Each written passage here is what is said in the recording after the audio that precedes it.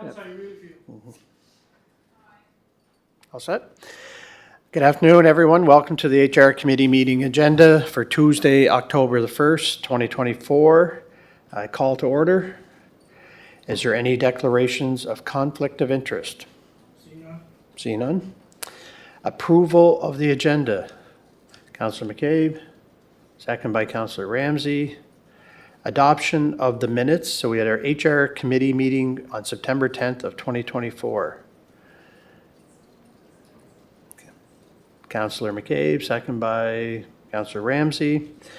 So today we have a number of reports that we are going to go through. We have report number 1, which is the remuneration bylaw HR 1001 2024-01. And I'll hand that over to Emily if you want to begin with that one. Thank you, Mr. Chair. This is just an update, the proposed newly amended language for your review and consideration. As discussed at the previous HR committee meeting, there was a need to update the language based on the recommendation of committee. So the newly proposed amended language states that members of council will be enrolled in the City of Charlottetown's Group Registered Retirement Savings Plan, RRSP, or may choose to contribute to their personal Registered Retirement Savings Plan, RSP, and will receive a contribution valued at 12.25% of the regular earnings. Members of council who are not eligible to contribute to an RSP, as defined by the Canada Revenue Agency, will be enrolled in the City of Charlottetown's Group Tax-Free Savings Account, or may choose to contribute to their own personal tax-free savings account, and will receive a contribution valued at 12.25% of the regular earnings. Council will appoint the next Council Remuneration and Allowance Commission in early spring of 2026, which will put forth recommendations on remuneration and allowances for the incoming council in the fall of 2026. Thank you. Okay, thank you. So I know we've had a lot of discussion on this particular topic, and I think based on the last meeting we had and the explanation around what defined an actual registered retired savings plan, it was determined outside of the fact that you didn't have any more room in your RSP that you could do the tax-free, that the general path forward here is for an RSP both in either the city's plan and or your personal plan of your choosing. And that's what the wording was changed here today for. And as a result of that, we'd like to move, if everybody agrees on this language, like to move forward to council to get approval on those changes. Moved. Moved by Councillor McCabe, Question. second by Question. Councillor Ramsey. Thank you. Okay. Okay. We're going to move on to our next report, which is HR Statistics Update, HR 1001 2024-02. Emily, would you like to give an update on that, please? Thank you, Mr. Chair. Just in the body of the report, and as previously promised, we wanted to provide quarterly stats on our recruitment and staffing numbers. So attached, you'll see the quarterly report from June to September. Thank you. Thank you. So I know, Mayor Brown, this is something you've requested on numerous occasions. So is there anything specific other than the numbers you were looking for? Yeah. Or do you have any questions? Yeah, related to that? it's the numbers. I know in the past, Mr. Chair, we've looked at, it was a Excel file. Mr. Chair, am I Yep. okay? Yeah, Okay. yeah. Previously, it was pulled from our old ADP system. We're in the middle of trying to combine those numbers with the new system's numbers, so we don't have kind of a holistic report to provide at this time. However, when we get all of the information updated in a spreadsheet like the one you're referring to, we'd be happy to provide that. Good, good. Okay. And Mr. Chair, just a quick follow-up. So 273 includes elected officials, includes all permanent staff, firefighters, police, correct? Correct. So could I, again, if you look at the seasonal, we're at 86. So those two numbers, 273 and 86, compared to the last quarter, how much are we up? I'll have to go pull those numbers and I can provide that in an email to committee. Perfect. Thank you. So just to follow up on that, Mayor Brown, I know you'd asked for this particular report, and if this is going to be provided to us on a quarterly basis, I guess maybe my question is, what is the purpose of what are we trying to get out of it? We just see a number, 544. Is there anything else what is it leading to?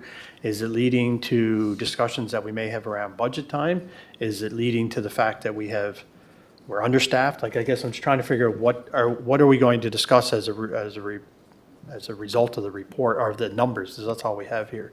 So to Emily, I guess, or maybe he requested, so maybe you explain what your intentions or goal would be for that. Mr. Chair, I believe the purpose is to kind of compare to this year versus last year and see how we're either growing or, may have some vacancies. I think is historically why we've reviewed these numbers with committee.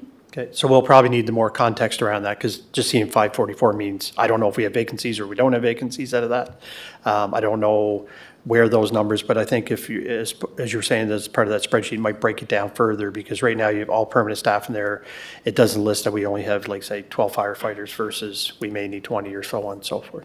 We never did provide that level of detail. It was, here's our permanent numbers for May versus June versus July, and you could see it either growing or maybe it was during a layoff period, so there was less folks. So it's just to kind of see where our staffing numbers are sitting at the time.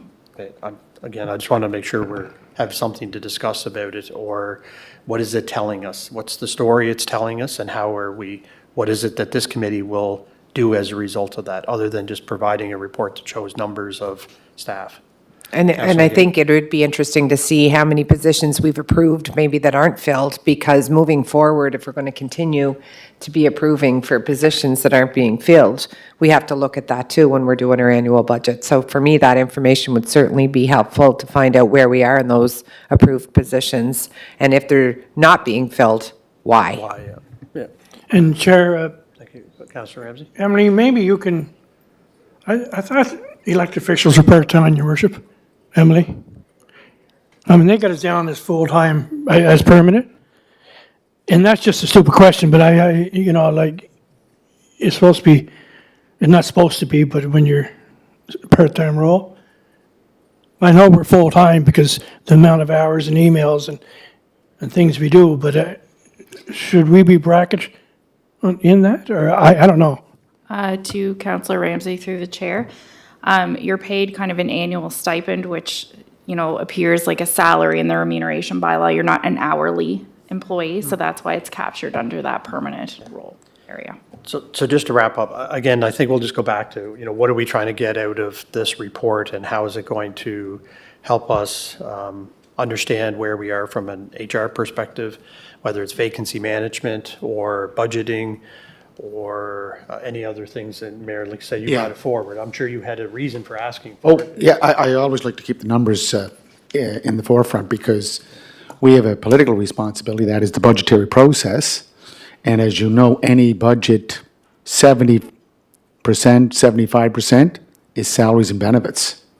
That's what our budget is. So keeping track of it is important. And just as Councillor McCabe said, just even look at the unfilled positions that we approved and where we're going forward. But I just want to clarify, Mr. Chair, we're not permanent staff. We had this discussion back in the last council. I know that the former CAO wanted to look at us as permanent staff. No, we're elected, but paid as you said, a stipend or honorarium. And just to answer Councillor Ramsey's question, I'm a full-time mayor, part-time pay. So if I can get it boosted a little bit, that'd help. Okay. Thank you, Mr. Chair. Thank you, Your Worship. Well, I did. it's a line item on the thing. I mean, that's just semantics, right? You could probably just put us in the line item, say Mayor and Council, 11, like. Mr. Chair, I did have one more point. Just to address Julie's comment, I can provide a bit of an update on where we're sitting with our rollout plan for the hires that were approved at budget time. We're currently up to date. We broke it out into quarters, so May to July, August to October, November to January, and February to April. I'm happy to say we've hired to date everyone up until this point in our rollout plan, and we still need to recruit for 9 positions. So we have 9 vacancies but we're right on target to meet that. Yeah, so maybe, yeah, that'd be great if there was in the report here and that we could have that as an ongoing, because that will come up in discussions for budget time. And we can see what the yearly trend of that was for filling those and where we still have those gaps. And it may lead to some discussions around that. Thank Okay, you. thank you very Emily. much, everyone. We'll move on to the next report, which is EDI Advisory Board, September 16th, 2024. Would you like to update that, Emily? Thank you, Mr. Chair. I don't have a report on this. It's simply the minutes from the committee, EDI committee meeting were attached for your review. Okay. If there are any questions, I have yet to fully go through these, but I'm happy to review and provide you with an update via email after the meeting. Mr. Chair, Yes. just going forward, I think this will now fall under strategic priorities, communication, intergovernmental cooperation. So the report will come from they'll vet it through Chantel, and then she'll vet it through strategic priorities. It won't come back here. So this it's is the not, last time. we're moving EDI from Yeah. this committee, it's going to fall under that responsibility? Correct. Yeah, yeah. Most of the initiatives were citizen focused, less HR staff related, Right. so it's a better fit under And at the strategic last meeting, priorities. Mr. Chair, I think some of the members of the committee were trying to look at the HR department and its responsibility to be a leader in providing inclusionary hiring policies, fair wages policy. But I said to some of the committee members, no, that's not your focus. Your focus is on the greater community. That's our responsibility when it comes to equity, So it's not equity, internal. diversity, and inclusion. Because it is a community advisory board, not a So staff that's advisory staff- board. That makes sense, yeah. Okay, well, if there's anything that they're doing there, that any learnings or stuff that we may be able to inherit, we certainly probably welcome some material or some advice in that area. Okay, well, thank you. So we'll see that moved over then in the near future. So we're going to move on to a motion to move into a closed session as per the Municipal Government Act, Section 19(1)D, a human resource matter, including labor relations or employee negotiations in relation to the CAO annual evaluation for 2024. Moved by Councillor McCabe, seconded by Councillor Ramsey. Thank you. We'll move into a closed session.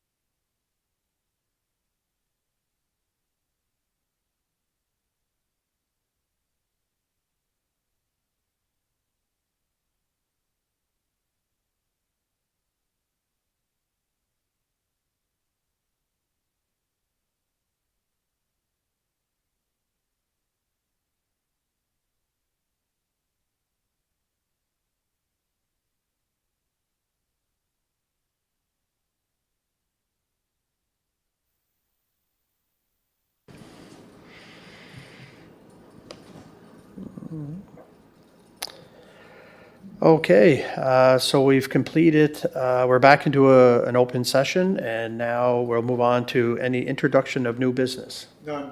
Hearing none, do I motion to adjourn? Councillor, or Mayor Brown and Councillor Ramsey. Thank you very much, everybody. Thank you.